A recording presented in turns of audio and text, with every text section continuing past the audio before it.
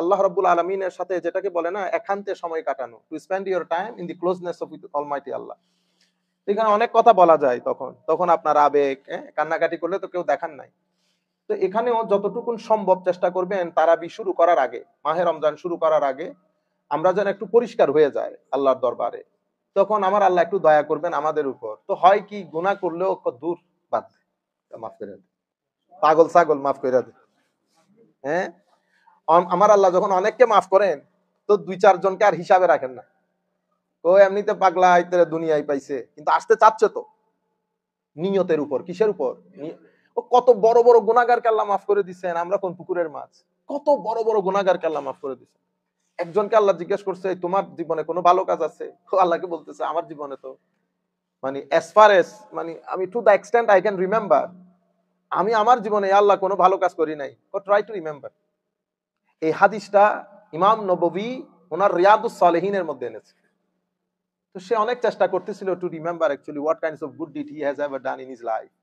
Suddenly he said, আচ্ছা আচ্ছা আল্লাহ, মনে পড়ছে, দেখছেন নি কত বড় বান্দা, ভালো কাজের কথা মনে পড়ছে। আমি টাকা ধার দিতাম, আই ইউজড টু লেন্ড মানি। তো আমার যারা ল্যান্ড কালেক্টর, মানি কালেক্টর আছে, ওদেরকে যখন আমি ল্যান্ড কালেকশনের জন্য পাঠাইতাম তো ওদেরকে বলে দিতাম যে কোনো মানুষ যদি টাকা দিতে না পারে, ফাইন্যান্সিয়াল ক্রাইসিস, খান পে, তো বলে যে তাদেরকে তোমরা ডিস্টার্ব করিও না, give them respite, give them time, whenever they have got chance they gonna pay।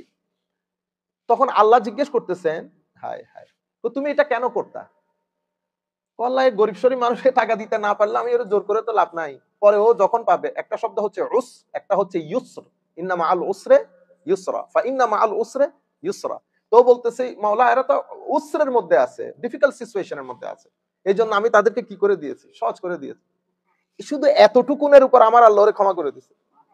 তুই আমার বান্দার প্রতি এত দয়ালু, যা বেটা তোরে ক্ষমা করে দিছে। বুঝতে পেরেছেন? তো আমরা আল্লাহর দরবারে পরিপূর্ণ নিয়তের সাথে যে আল্লাহ, আমি তো আর একেবারে পরিষ্কার হওয়া সম্ভব না, তো আমি তোমার দরবারে পরিষ্কার হওয়ার নিয়ত করে 2 রাকাত সালাতু তওবা পড়তেছি। আল্লাহ, আমি আমার সমস্ত গুনার জন্য ক্ষমা চাই তোমার দরবারে। তুমি ক্ষমা না করলে আমি তো আর কারো কাছে যাইতেও পারবো না আল্লাহ।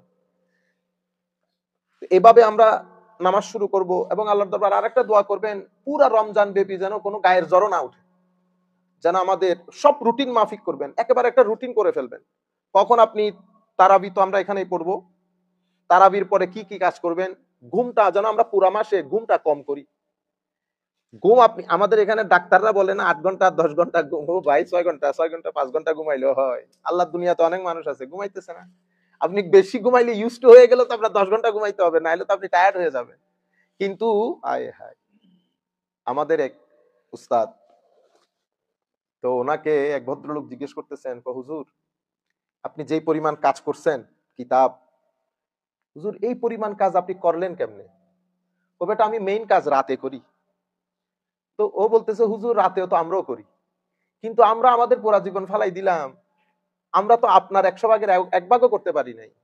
হুজুর এটা আপনি করেন কিভাবে, আপনি রাতে কখন ঘুমান? তখন উনি হা হা করে একটু হাসলেন, হেসে বলতেছেন, বেটা রাত আল্লাহ কা হে। রাত কিসকা? আল্লাহর। রাত আল্লাহর। সংক্ষিপ্ত উত্তর, জিসকে লিয়ে আল্লাহ চাহতা है बढ़ा देता है। যার ব্যাপারে আল্লাহ সিদ্ধান্ত নেন তো রাতের বরকত কি করে দেন? বাড়াই দেন। সংক্ষিপ্ত উত্তর। এবং আমি ওনার সাথে যারা কাজ করেন, ওনারা ওনাদের ভাষ্য মতে, হুজুর এমনিতে রাতের 1টা 1.5টা করে একটু করে ঘুমাইতে যান, ঘুমাইতে গিয়ে আবার বলেন যে বেটা মুঝে জাগা দেনা, ঘন্টা 2 বাদ মুঝে জাগা দেন। তো যখনই ওনাকে ডাক মারি, নক করি, তো ওখান থেকে আওয়াজ আসে, বেটা মে হুঁ। তো বলে যে এখন ঘুমাই কখন? আপনারা বুঝতে পারতেছেন? তো এই জন্য এই ঘুমটা একটু কম করে ফেলি এই পুরা রমজান মাসের মধ্যে। আর যদি একটু ঘুমাইতে হয় তো দিনের বেলা 1-1.5 ঘন্টা 2 ঘন্টা ঘুমাইয়া রাতের ঘুমটাকে একটু ইয়া করবেন। রাতের মধ্যে 1-1.5-2 ঘন্টা তাহাজ্জুদের জন্য রাখবেন। ওখানে আপনি যেন কেউ ডিস্টার্ব না করে আপনাকে। তাহাজ্জুদ, তিলাওয়াতে কোরআন, জিকির এবং দরুদ, বেশি বেশি করে দরুদ শরীফ পড়বেন। তাহাজ্জুদের জন্য যদি আপনি এই পুরা প্যাকেজের জন্য 1-1.5 ঘন্টা সময় রাখেন, এখন তো আলহামদুলিল্লাহ ভালো সময় আছে, সামার হলে একটু অসুবিধা হয়ে যায়, উইন্টারে তো ভালো সময় থাকে। এর পরবর্তীতে এই কোরআনে পাকের একটা খতম যেন আমরা সবাই করি। আমরা যারা স্পেশালি ইউথ, মা বাপ যারা আছেন, দয়া করে সন্তানদেরকে বলবেন তারা যেন কোরআন শরীফের একটা খতম অবশ্যই করে, লাজেমান রমজান শরীফের মধ্যে করে। এবং আপনারা নিজেরাও করবেন বেশি বেশি করে, প্রত্যেক ঘর থেকে বেশি বেশি করে যেন কোরআন শরীফের আওয়াজ আসে। তো আশপাশের কাছে একটা সুন্দর একটা মেসেজ চলে যাবে এই আন্দাজে। আর বেশি বেশি করে তওবা করবেন এবং চেষ্টা করবেন রমজানের মধ্যে যতটুকুন সম্ভব কথা কম বলতে। খুব প্রয়োজন না হলে কারোর সাথে কথা বলবেন না। খুব প্রয়োজন না হলে, যদি দেখেন যে কথা বলতেই হয়, তাইলে ঘুমানোর মাধ্যমে সময় কাটাই ফেলেন, তাইলে ঘুম উত্তম। তাইলে ঘুম উত্তম। আপনি এদিকে সকালবেলা শুইলে অনেক সময় যাদের জব নাই তারা ঘুমাইতে পারতেছেন একটা লম্বা সময় ধরে।